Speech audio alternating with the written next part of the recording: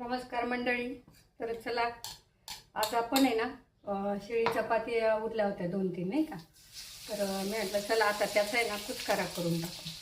तर कुचकारा खूप खायला छान लागतो नाही का. तर मी कांदा कापला, हिरवी मिरची, लसूण, थोडेसे जिरे हे करून घेतलं. कांदा छान परतून घेते. याच्यात थोडीशी हळद टाकते, जिरे मोहरी मी फोडणीतच टाकले. तर कसं आहे ना मंडळी, कोणत्याही गोष्टीला त्याची किंमत असते. पण काही लोक काय म्हणतात, मी त्याला किंमत देत नाही, मी याला किंमत देत नाही. तर ते चूक आहे.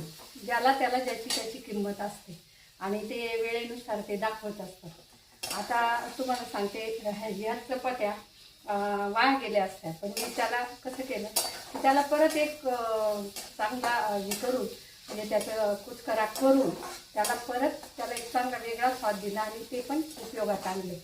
तर आता ही भाकरी बघा, ही भाकरी, तर या भाकरीला पण तिची किंमत आहे ना. ही खाणाऱ्याला पण माहिती आहे आणि टाकणाऱ्याला पण माहिती आहे.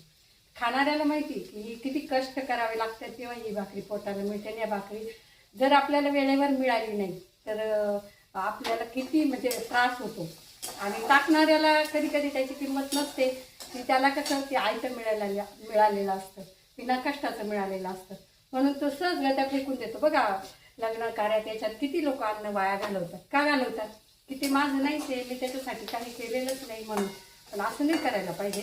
प्रत्येक गोष्टीची किंमत आहे. पण तेच जर अन्न कधी कधी खूप भूक लागली आणि आपल्याला काहीच पर्याय नसेल तर ते अन्न आहे ना असं डोळ्यापुढे फिरतं की अरे आपण तेव्हा किती त्या अन्नाचा हे केलं, नाश केला. आपण त्याच वेळेस ते जपायला पाहिजे. अन्न कुणाचंही असो ते जपलं पाहिजे. अन्न असो, माणूस असो, ते जपलं पाहिजे.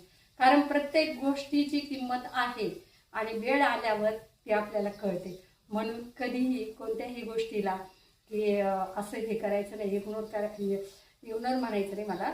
इग्नोर नाही, प्रत्येक गोष्टीला किंमत आहे, प्रत्येक गोष्ट ही जपली पाहिजे. मग ते काहीही असो, अन्नाला तर खूप खूप किंमत आहे.